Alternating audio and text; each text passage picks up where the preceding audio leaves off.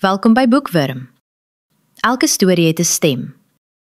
Sit terug en geniet die verhaal. Dans Droom, geskryf deur Theresa Janse van Vieren. Marcus, sien jy daardie venster op die 3de vloer? Die een met die swart raam en aaklige geel gordyne wat daar hang. Daar het ek en Mia groot geword. 13 jaar gelede het die hekke van die duiwelspoort hier vir ons oopgegaan. Ons ma het vir Mia, toe net 2 jaar oud, en vir my, net 5 jaar oud, soos 'n voltooide bestelling aan 'n knorpot bolla tannie oorhandig. Ons was nie eers 10 minute op die terrein nie, toe skree sy al klaar op ons soos 'n korporaal in die weermag. Laat ek mooi verduidelik julle 2 knopkoppe. As ek sê spring, dan spring julle, brul sy soos 'n bees, so asof sy gedink het ons is totaal en al doof. Ai Marcus, ek het Mia so jammer gekry. Sy het my bene omsingel soos 'n seekat wat weier om sy prooi te los. Sy is weggeneem na die dogter se slaapsaal en ek na die seun se saal.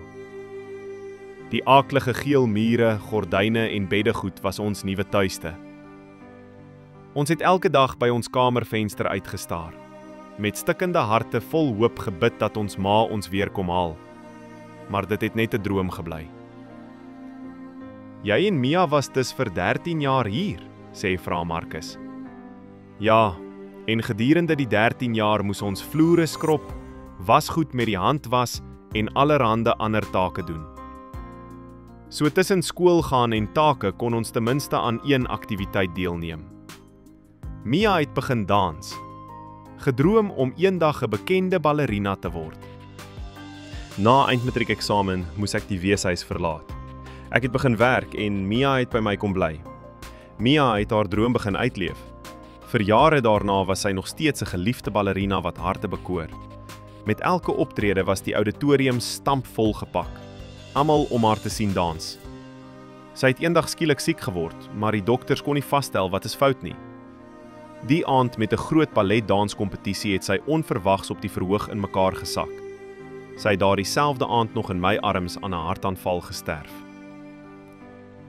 Warm trane het onbeskaamd oor my wange gerol toe ek haar laaste woorde aan my onthou. Boetie, jy was my hele lewe. Ek vertel skor verder.